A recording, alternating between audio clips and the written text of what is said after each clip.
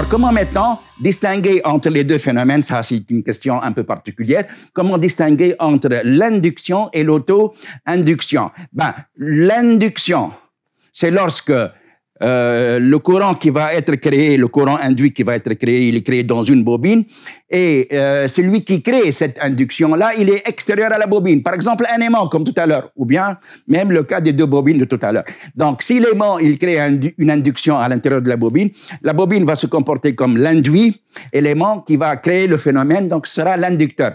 Dans ces conditions-là, les deux, ils sont distincts, donc il s'agit d'un phénomène d'induction. Si maintenant, vous avez un circuit électrique où il y a une bobine et un générateur. Donc, lorsque le courant à l'intérieur du circuit augmente, il va y avoir création d'un phénomène d'induction à l'intérieur de la bobine. Ce sera un phénomène d'auto-induction, étant donné que la bobine, elle va se comporter en même temps comme inducteur. Elle fait circuler le courant inducteur. Et elle va supporter le courant inducteur en créant un courant auto-induit, ce sera un phénomène d'auto-induction. Je lis les deux petites donc phrases. Alors là, vous avez une induction, c'est lorsque l'inducteur et l'induit sont distincts. Une auto-induction, c'est lorsque la bobine constitue en même temps l'inducteur et l'induit. Passons à autre chose. Alors, dipôle RL soumis à un échelon de tension. Donc, j'ai bien dit tout à l'heure que l'échelon de tension est une tension brusque appliquée aux bornes d'un dipôle, en particulier aujourd'hui aux bornes du dipôle RL. Donc, pour appliquer un échelon de tension, il suffit d'utiliser un générateur de tension. Alors, on va brusquement fermer l'interrupteur. Brusquement, ça, c'est à notre vue, si vous voulez, c'est à notre vitesse de vision. Mais en réalité, le fait de fermer un interrupteur, c'est une opération en physique qui dure un certain intervalle de temps, assez petit, c'est vrai, mais en physique, c'est toujours donc valable comme intervalle de temps. Alors, dans ces conditions-là, lorsqu'on ferme l'interrupteur, il va y avoir création d'un courant principal. Je vais l'appeler I. Dans ces conditions-là, que va faire le courant? C'est un courant continu, ça c'est sûr. Mais au début, lors de la fermeture de l'interrupteur, il va y avoir augmentation de I, puisque le courant, au début, le circuit il était ouvert, donc l'intensité elle est égale à 0, puis ça devient égal à I. Donc, il va y avoir augmentation de I. Donc, que va faire la bobine? Elle va s'opposer à cet établissement de courant en créant, d'après la loi de Lenz, un courant qui s'oppose à cette augmentation-là. Rappelez-vous ce que dit la loi de Lenz. Donc, le courant auto-induit créé par la bobine va circuler dans ce sens-là. Je vais l'appeler un courant, bien entendu, auto-induit. Pourquoi? Parce que la bobine elle-même va se comporter comme inducteur et comme induit. Alors, que vont faire les deux courants-là? Ces deux courants-là vont s'opposer. Alors, dans le circuit, ces deux courants-là vont avoir des intensités presque égales. Je ne dis pas qu'elles sont égales, mais de sens opposé. Le courant, d'une manière générale, il va devenir nul juste pendant cette opération-là, l'opération de fermeture. Que va détecter l'ampèremètre? Rien du tout. Donc, du moins, une intensité très, très, très faible. Mais on dit qu'il n'y a aucun courant qui circule à travers l'ampèremètre. Donc, le courant, une fois que maintenant que l'interrupteur, il est fermé, toute variation va cesser. Le courant, il va devenir constant. C'est ce qu'on appelle le régime permanent. Et dans ces conditions-là, donc, le phénomène, il va cesser parce qu'il n'y a plus de variation de courant. Et le courant auto-induit, qu'est-ce qu'il va faire là? Donc, il va être éliminé. Alors, le courant principal va circuler une fois l'interrupteur. Donc, ça y est, il est déjà fermé depuis tout à l'heure. Le courant principal circule dans ce sens. Donc, il n'y a aucune variation. La bobine, donc, ici, n'est plus le siège d'un phénomène d'auto-induction.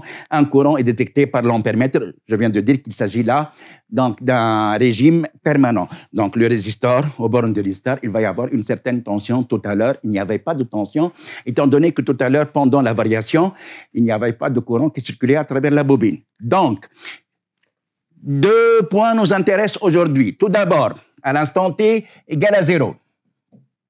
L'instant t égal à 0. Donc, le courant I, qu'est-ce qu'il va faire là? Il va augmenter. Donc, il y a apparition de phénomènes d'auto-induction. Je vais écrire la loi d'Émaille. Donc, voici ce que dit la loi d'Émaille. Elle dit que E, tension du générateur, est égale à tension de la bobine plus la tension aux bornes du résistor. Dans ces conditions-là, nous venons de dire que lorsque le courant principal il augmente, un courant auto-induit gêne cet établissement. C'est pour cela que le courant, au début, le courant principal dans le circuit va être pratiquement nul. Donc la tension aux bornes du résistor va être égale à 0. Là, c'est AT égale à 0. Donc ce qu'on note alors ici, c'est que U bobine à l'instant T égale à 0 est égal à E. Maintenant, passons au régime permanent. Qu'est-ce que c'est que le régime permanent? Lorsque le courant s'établit définitivement, il n'y a plus de variation de courant. Donc, si T tend vers une valeur très grande, vers l'infini, donc dans ces conditions-là, I va devenir constant. Généralement, on l'appelle un courant permanent. Et dans ces conditions-là, la tension aux bornes de la bobine, je rappelle que la tension aux bornes de la bobine, c'est L dérivée de I par rapport au temps, plus petit RI, notre bobine, elle est résistive. Donc, elle est inductive et résistive. Alors, j'ai bien dit ici que l'intensité du courant devient constante. Dans ces conditions-là, il n'y a plus de variation. Qu'est-ce qui se passe alors ici? La tension aux bornes de la bobine va devenir R fois I. Quel I là? I en régime permanent. Donc, on note ces deux cas-là. Donc, au début, à T égale à 0, c'est la tension aux bornes du résistor qui est nulle.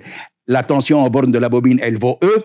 Et à un instant très, très grand, en régime permanent, la tension aux bornes de la bobine, elle reste égale à R fois I permanent. Et la tension aux bornes du résistor doit être donc ici maximale. Bien, si nous avons retenu ça, nous sommes capables donc automatiquement de passer à la suite. Donc, ça, c'était le schéma du circuit. Quelques petites explications. Passons à la suite. Bien. Alors, mesure. Alors, nous avons tracé sur cette courbe, sur ce graphique, deux courbes. Une courbe notée C1, qui est décroissante sous forme d'exponentielle et qui atteint une valeur limite, seuil, qui ne tend pas vers 0. Puis, une seconde courbe, qui est notée C2, qui atteint une valeur maximale, mais cette valeur maximale n'est pas égale à celle-ci. Alors, on va essayer alors ici, donc, en première situation, de identifier les différentes courbes. Les deux courbes, l'une va être associée à la bobine, l'autre associée au résistor. Rappelez-vous ce que nous avons fait tout à l'heure, ce que nous avons dit. Nous avons dit que AT égale à 0, la tension aux bornes du résistor est égale à 0. Pourquoi? Parce que la bobine gêne l'installation du courant principal. Donc, lorsqu'on commence, le courant s'établit assez lentement, petit à petit. C'est pour cela qu'on note aucun courant qui passe dans le circuit d'une manière générale. Donc, UR va être égal à 0. Donc, cette courbe-là, la courbe C2, c'est elle qui passe par 0 au début. Ça ne peut être que la tension aux bornes du résistor. Rappelez-vous ce que nous avons dit aussi à T égale à 0 pour la bobine. À T égale à 0, nous avons dit que la bobine, sa tension, elle vaut E.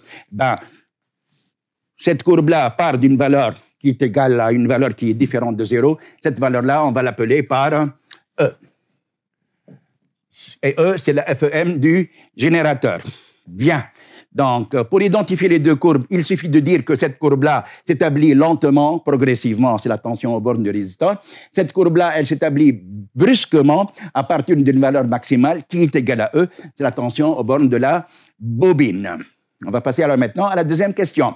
La question numéro 2 est la suivante. Expliquez pourquoi il y a un retard pour l'établissement du courant. Je pense que cette partie-là, on l'a déjà traitée. Il y a un certain retard parce qu'il y a un phénomène d'auto-induction créé par la bobine. Je rappelle que lorsque vous augmentez l'intensité du courant en fermant l'interrupteur, donc le courant, il va augmenter. La bobine, qu'est-ce qu'elle fait? Elle crée un courant qui s'oppose au courant principal. Donc, c'est pour cela qu'il y a un certain retard. Si vous mettez une lampe dans le circuit, cette lampe-là, elle ne va pas normalement s'allumer. L'ampèremètre aussi marque une intensité pratiquement égale à 0. Bien. Autre chose. Alors, justifier que UR max est plus petite que E. Ben, justement, alors, UR max, voici la valeur de UR max, ça c'est la courbe de UR. La valeur de UR max, elle atteint une valeur maximale. Rappelez-vous ce que nous avons dit en régime permanent. En régime permanent, nous avons écrit que E est égal à U bobine plus UR. U bobine, le terme L dérivé de I par rapport au temps, il va s'annuler étant donné que I est constant. Qu'est-ce qui reste? Il reste R, I max, et la tension aux bornes du résistor, elle atteint une valeur maximale. Je vais la noter par UR max. Donc, à quoi est égal UR max? C'est E moins E moins R fois I max. Donc, que pensez-vous de cette valeur-là? Elle est plus petite que E. Nous venons de répondre à la question. Donc, UR max est plus petite que E. Donc, alors, ensemble, toute cette partie-là, ça représente en fin de compte quoi? Ça représente la différence entre UR max et E, c'est petit r fois I max. Bien entendu, ça peut nous permettre un jour de chercher soit I max, soit la résistance interne de la bobine. Autre chose, vers quelle valeur tend la tension aux bornes de la bobine en régime permanent? Donc, voici le régime permanent. C'est bien sûr toute cette région-là où la courbe de UR elle atteint une valeur maximale et constante et la courbe de UB atteint une valeur minimale et constante. Alors, vers quelle valeur? Eh bien, il suffit, comme d'habitude, d'appliquer la loi d'Emaille. E égale à U bobine plus UR. Rappelez-vous du schéma que nous avons dressé tout à l'heure. Nous sommes en train de chercher U bobine en régime comment? En régime, ça c'est U bobine, en régime permanent. Régime permanent. Ça fait alors ici E moins UR en régime permanent, et UR en régime permanent, c'est UR maxi. Alors, UR en régime permanent, UR maxi, c'est E moins RI max. E moins E, ça s'en va, il reste moins RI max, et ça fait petit r fois I max. Donc, voici alors la partie relative au régime permanent, la valeur la plus petite possible de UB, et là aussi, c'est tout simplement R fois I max. Donc, la différence entre la valeur la plus grande de UR et E, c'est bien R fois I max, et la différence entre la tension limite minimale de la bobine et l'axe des abscisses, c'est aussi RI max. Vous pouvez chercher RI max de ce côté-là ou bien de l'autre. Bien entendu, si un jour ou l'autre, vous avez une bobine qui n'est pas résistive, ce terme-là, il va s'annuler. Petit r, elle va s'annuler. Bien entendu, ce terme-là aussi, il va s'annuler. La courbe de UR, elle va tendre vers E. Et la courbe de la bobine, elle va tendre vers 0. Je passe alors maintenant à la dernière question. La détermination de la constante de Tonto. Qu'est-ce que c'est que la constante de Tonto? C'est une durée qui renseigne sur la rapidité du phénomène de l'établissement du courant. Rappelez-vous que là, il y a un certain phénomène. Le vrai phénomène, c'est le phénomène d'auto-induction. Le courant s'établit lentement, progressivement, étant donné qu'il y a un courant auto-induit qui gêne l'installation du courant principal. Quelle est la durée de ce phénomène-là? C'est à peu près 5 taux. Que représente taux en fin de compte? C'est une constante qui va nous donner une idée sur la durée du phénomène. Attention, ce n'est pas la durée. Elle donne une idée sur la durée, une durée sur la rapidité du phénomène, si vous voulez. Alors, pour déterminer la constante de Tonto, il suffit de tracer la tangente à la courbe de UR, par exemple, à l'instant t égale à 0. Puis, de ramener la valeur maximale de UR jusqu'à cette tangente. Le point d'intersection entre cette tangente-là et la valeur maximale de UR possède une abscisse qui n'est autre que la valeur de taux. Donc, dans ces conditions-là, alors on va lire taux. Vous avez une division, une grande division, voilà deux petites divisions. 2 petites divisions, ça correspond à 2 millisecondes. 4 petites divisions, ça correspond à 4 millisecondes. Donc, notre constante de temps, ça vaut aujourd'hui 4 millisecondes. Je pense que nous avons terminé avec cette partie-là. Bonne vision et au revoir.